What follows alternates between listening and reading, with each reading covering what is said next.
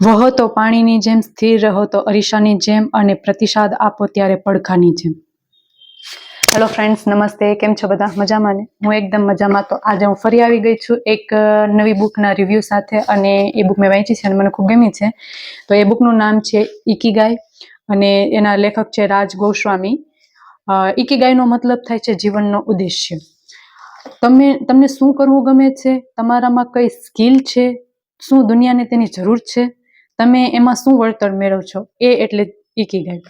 આ બુકમાં ઘણી બધી એવી વસ્તુ દર્શાવવામાં આવી છે જે વાંચવાથી આપણા જીવનમાં ઘણો બધો સુધારો આવી શકે. રુચિ, આવડત, જરૂરિયાત અને વળતર એટલે જ ઇકીગાઈ. સવારે ઉઠો અને તમને એમ ખબર પડે કે તમારા જીવનનો ઉદ્દેશ્ય શું છે, તમારે શું કરવું છે, તમારે જીવનમાં શું મેળવવું છે, એ એટલે તમારી ઇકીગાઈ. આ દુનિયામાં ઘણા એવા લોકો છે જે સૌથી લાંબુ જીવન જીવી ગયા છે, જેવા કે સીઓ મિયાકો, કાને તનાકા.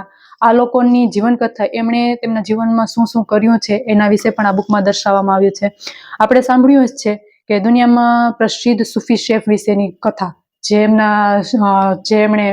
સૂપ બનાવ્યું હતું એ કઈ રીતે એટલું બધું સફળ થયું છે, તો એ પણ આ બુકમાં દર્શાવ્યું છે કે એણે કઈ રીતે કામ કર્યું છે અને કઈ બાબતોનું ધ્યાન રાખ્યું છે, એ પણ દર્શાવ્યું છે. આપણે ઘણી એ પણ સાંભળ્યું છે કે પહેલું સુખ તે જાતે નર્યા.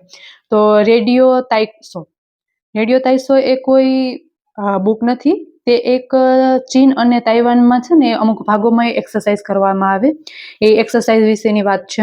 અને ભારતમાં જેમ યોગ છે તેવી જ રીતે ચીન તાઇવાનમાં એ એક્સરસાઇઝ કરાવવામાં આવે છે. શરીરના દરેક અંગોની એમાં એક્સરસાઇઝ થઈ જાય છે, એના વિશે પણ આમાં વાત કરવામાં આવી છે. અને શરીર અને મનનો યોગ એટલે સૂર્ય નમસ્કાર.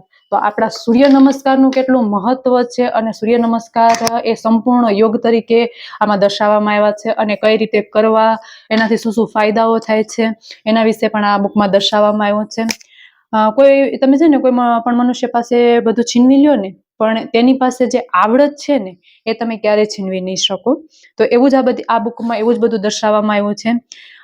જેમની પાસે કેવી રીતે જીવન જીવવું એનો જવાબ હોય છે ને, એને તમે કોઈ પણ રીતે હરાવી ના શકો. એ કોઈ પણ હાલાતોમાં, કોઈ પણ પરિસ્થિતિમાં, ગમે એવી મુશ્કેલ પરિસ્થિતિ હશે ને તો તેમાં પણ એ એનું જીવન જીવી જ લેશે. એનું નામ જ છે તેના જીવનની ઇકીગાઈ. એમ આપણે આપણા જીવનમાં કઈ ઇકીગાઈ છે, આપણા જીવનનો શું ઉદ્દેશ્ય છે, એ આપણે જ નક્કી કરવાનું હોય છે. એક જ વ્યક્તિ આખી જિંદગી છે ને આપણી સાથે રહે છે, અને એ છે આપણે પોતે. આપણા સિવાય આપણી સાથે આખી જિંદગી કોઈ રહેવાનું નથી. એટલે જીવન જ્યાં સુધી છે ને ત્યાં સુધી સુંદર રીતે જીવનને જીવી લ્યો. તો આ બુક ઘણી સરસ છે, અને જે લોકોને બુક વાંચવાનો બહુ શોખ છે ને એ લોકો આ બુક જરૂરથી એકવાર વાંચજો.